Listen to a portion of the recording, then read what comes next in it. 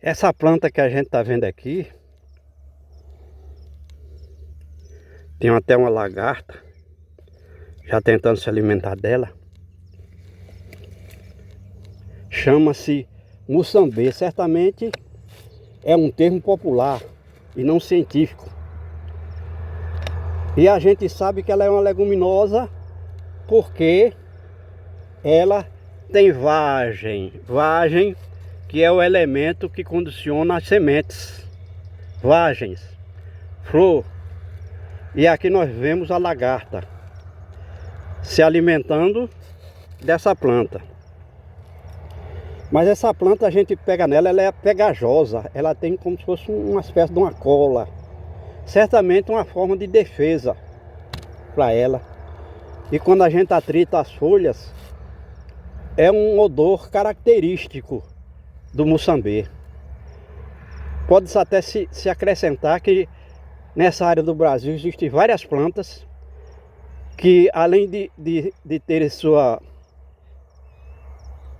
benefícios como medicamento, alimento, já que nas plantas existe tudo o que o homem precisa para viver. O homem só não, também os animais. Ela foi usada no tempo das rezadeiras do Nordeste. E para quem não sabe, existe uma fase do Nordeste brasileiro onde a rezadeira era médica, era parteira, curava todo tipo de doença rezando. Aproveitava algumas rezas que vêm da igreja católica, que elas aprenderam, porque o Brasil foi colonizado por portugueses que tinham uma religião católica. Então essas rezas todas passaram para a rezadeira e elas criaram as suas próprias rezas e usavam um galho de Moçambê para benzer a pessoa doente. Benzer significa rezar. E sabe-se inclusive que, tendo fé, os dois, tanto o doente quanto a rezadeira, seriam capazes de explodir o dente que estava doendo, fazendo essa reza. Bastava crer. E sempre, como naquela época, há 200 anos atrás, ou menos, a rezadeira era a única fonte de se buscar para a cura das doenças. Certamente havia fé. E normalmente a rezadeira também era parteira. E uma das características dessa reza com o Moçambê é que à medida que a rezadeira ia tocando o corpo do doente com o galho do Moçambê, ela observava nas folhas do Moçambê qual era a doença que estava sendo curada.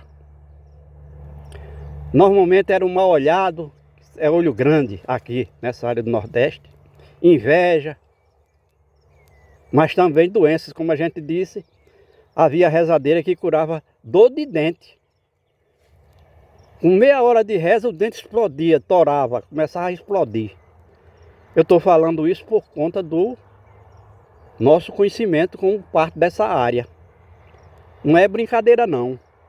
Então curava o buchinchado, que é o estômago que está inchado. A caganeira, que é a disenteria. Dor de dente, dor de cabeça, gripe, resfriado. E o Moçambê então era a matéria-prima para que, à medida que a rezadeira ia citando aquelas palavras de cura da reza,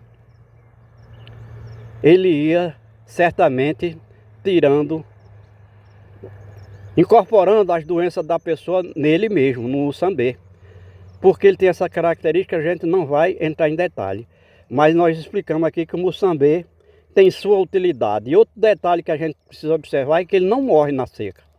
Ele vai soltar essas folhas com o tempo, quando chegar o verão seco, e pode até ficar sem nenhuma folha, totalmente pelado. Mas quando cair a primeira chuvinha do ano, ele vai brotar ramos e folhas flores e sementes.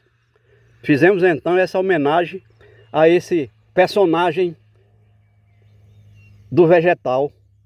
E a gente sabe que o vegetal é autótrofo, converte os elementos da natureza em vida, em matéria orgânica vegetal, e todos os outros seres vivos dependem dessa massa orgânica, não só para se alimentar, mas também para se tratar, para tratar as doenças, como a gente citou aqui. Então fica aqui registrado a nossa homenagem à planta chamada de Moçambique, que certamente é uma palavra popular, um termo popular e não científico.